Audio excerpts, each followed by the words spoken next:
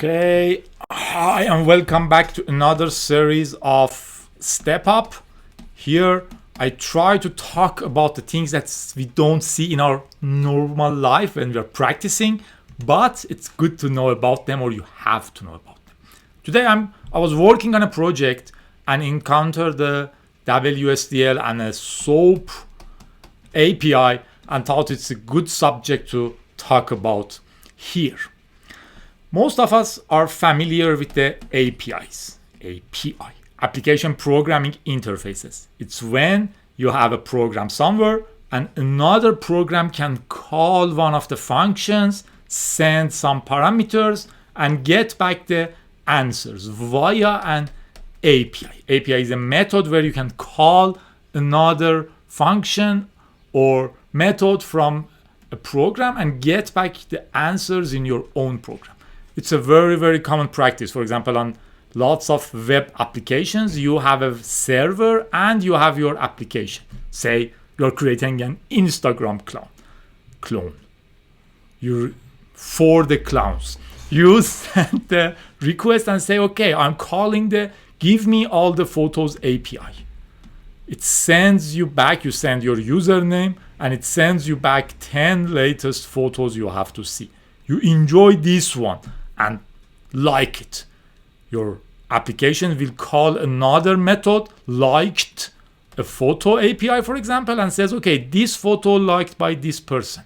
Some were saved in the database. Another person connects and calls the API to get all the photos. Same photo is there. The application will call for every photo. Give me the number of the likes for this photo. This is counted.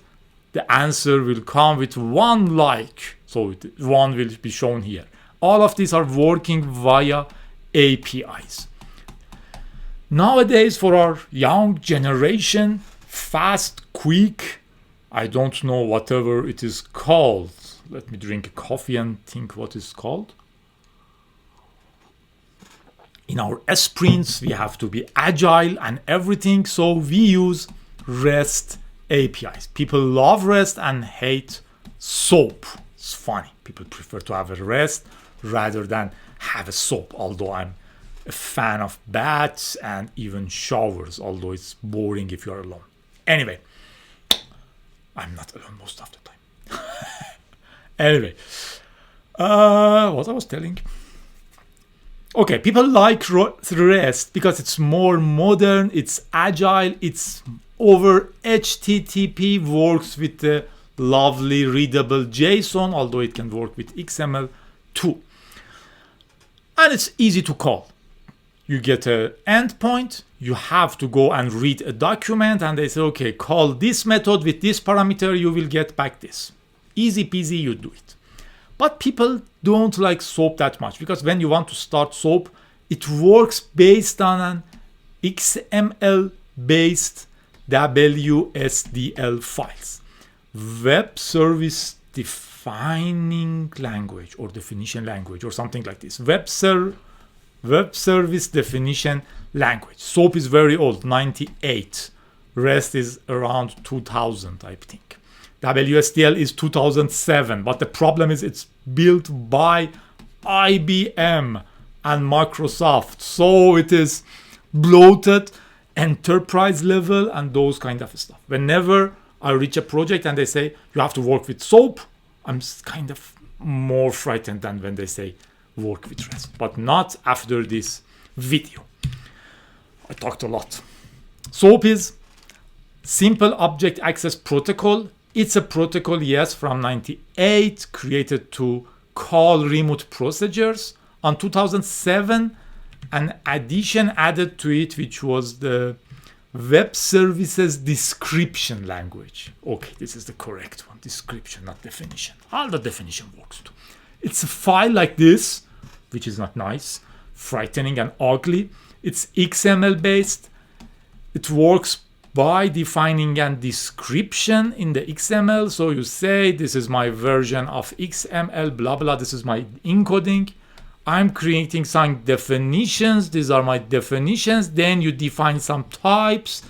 And after you define your types, you define some interfaces. and you say where to call, and everything is defined in this file. So it's difficult for humans to read. But the good news, it's very easy for machines to understand this.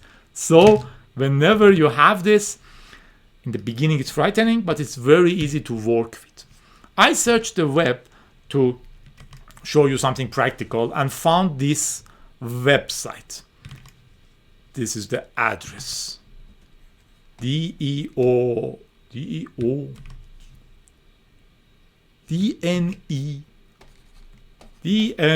online. I will add the address to the video descriptions, and it's a simple calculator. Even from now you can see that it's more machine readable. The documentation says the following operations are supported: add, this is the description, divide, multiply, and subtract. But it says to understand, just check the service description, and this is a link to the WSDL. You can see it there. So I will open this. Open a new tab. Let's go to that tab. It's XML, so we can check the source. Where is view page source? This is the page source. I will make it a little bit larger. You can see first it defines the version, then definitions. This is the schema based on this specific documentation from the Microsoft, whatever. These are the types. First it defines some types. For example, says I have a type which is called add. It consists of two elements. One is int a, its type is integer. Another one is int b, its type is integer. Min occurrence 1, max occurrence 1. So it should be occurred only once, not 0, not 2. Sometimes you can have something which says, okay, 0 is acceptable. You can omit this parameter, or you can have 10 of these. And a and b. This is a new type which is defined. Another type is called add response. It says it's only its name is add result and its type is this. It then defines some types about subtraction, subtract response, multiply, blah, blah, blah, blah, blah. Then it says I have some messages. I have one message, it's called add SOAP in, and it works with the add defined above. I have one message which is add SOAP out. It's defined above. We've seen it. It works on add response. You don't need to understand all of this, but I'm showing you how these are related to each other. Then it says, okay, now I'm defining some functions. In the category of calculator SOAP, I have an operation which is add. This is the standard. This is the definition. It uses add SOAP in, we just defined that, and outputs add SOAP out. That's it. Kind of understood, but it's very difficult to write. Whenever we want to work with XML, things become ugly. But you are in luck, because different people have created different programs to work with this. There are libraries in every programming language. There are utilities. For example, this is SoapUI, which is a kind of an industrial standard program to work with soaps. SoapUI. There is a commercial version, I think. There is a free version. Free version is enough for whatever we are doing. There is also the Postman.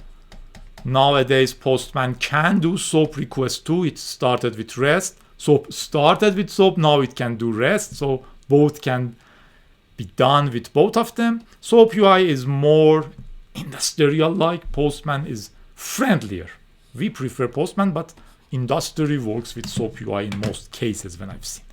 Anyway, whichever you use, just download and install it. Let me run mine. So what happened? We started with the concept of APIs, then saw that SOAP is one of the older standards for APIs. It works with WSDL files. WSDL files shows computer what exactly every single request looks like. What is the input? What is the output? How many inputs? How many outputs? What is the URL? What is the name? And everything. description and everything. In contrast with the REST, on the REST, in most cases, you just get an endpoint and you have to request for some documentation how I should work. Although there are projects like Swagger which standardized the documentation so computers can understand this document or they can be generated automatically. But SOAP by definition works with the WSDL, which is very, very, very computer understandable. Okay, this is my SOAP UI. Now it's open. So as I told you, whenever you had a SOAP project, you will ask for the WSDL file first. They may email you a WSDL file. They may say, okay, it's online, just go and grab it, as I did. On the SOAP UI, I say, okay, I have a new SOAP project. It's called my SOAP fun. SOAP is not fun. And this is the WSDL. If it was a file emailed to you, you could just browse it. So ask for the WSDL file. As soon as you have it, it's easy. Go to the SOAP UI, say, okay, create sample request. Yes, please. It reads the WSDL. It's machine readable. So we were following this with lots of difficulties on the browser, the files I was showing you. But for computer, it's very easy. It reads the XML, WSDL file and create this. Says, okay, I have one group of requests, which is add, divide, multiply, and subtract, and another group with SOAP version 1.2 here. Each of them do have a sample request because we check that I need sample request. If not, you can just add yours. Say, I need a new request here. It's called request 2. Request 2 is here. It says, okay, this is the input. This is the envelope, my headers, my body. I'm calling add. Int A is, there is a question mark, so I can fill it with whatever I want. And done. Even if you have authentications, you can go here, say add new authentication. It's a basic username password, NTLM, Kerberos, whatever authentication your server needs, and you can run it. I didn't give it anything other than the WSDL file. On the response, it says, okay, I have a new envelope, body, it's the add response. This is the response. You can also check for the raw data. These are the headers. This is the XML, or check different parts if you have an attachment or whatever. The good thing about SOAP UI, maybe Postman do have it too. It's very logical to have it. It's one. You can create tests. Say, okay, add this to my test cases. So you can create some test cases for this specific WSDL project. So whenever you open this, you can just run and all your tests will be checked that if this input results in this output. So you can be sure that your project is working fine. Also, you can come here and do a right click, say generate code, and directly generate code for .NET, for Apache 6F, for JBoss, or whatever you are working with. I mostly work with Python, but no problem. Now we know that our WSDL works. We had some test cases here. We were able to connect to our project. So you're one step forward. You will email your boss. Okay, thank you for WSDL. I'm creating my program. But how? Search the internet. You can just search for Python SOAP. It will give you the best libraries for SOAP. It's good to try a couple of them, to read forums, see who supports one, check if it's still maintained, if it's active, it has a community. This Zeep is very good. Zeep. And it's very straightforward. From Zeep, import client equals this WSDL, then you can use it. So let's try it. You have to go with pip install Zeep. You should know this, although this is not very straightforward sometimes. Sometimes it will say, okay,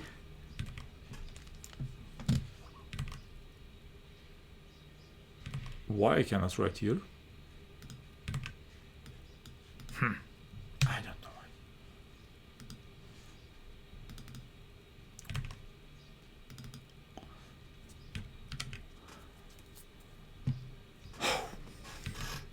Okay, this might tell you pip is not installed. So you have to install, for example, Python 3 zip.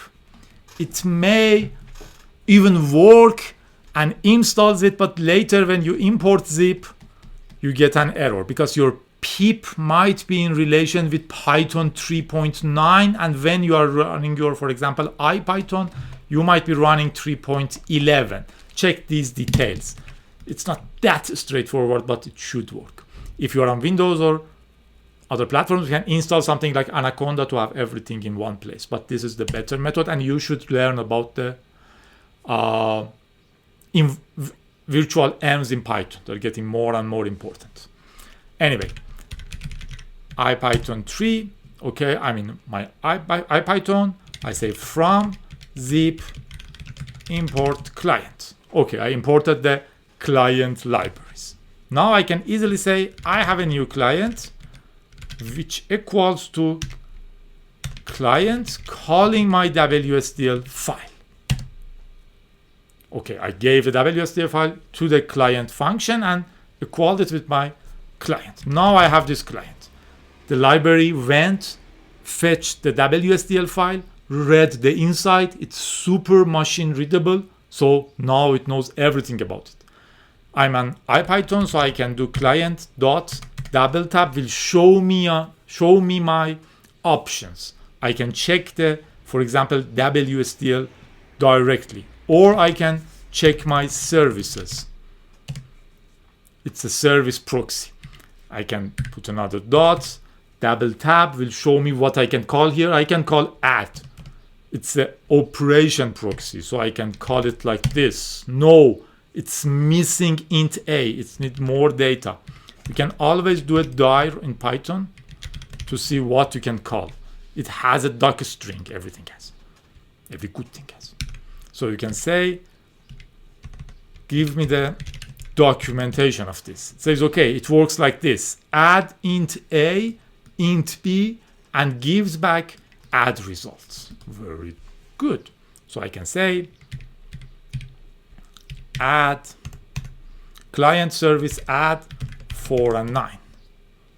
It sends the request, returns back. On the return back shows you the result and not the XML. So it's very, very, very easy to work with. To recap, I used zip.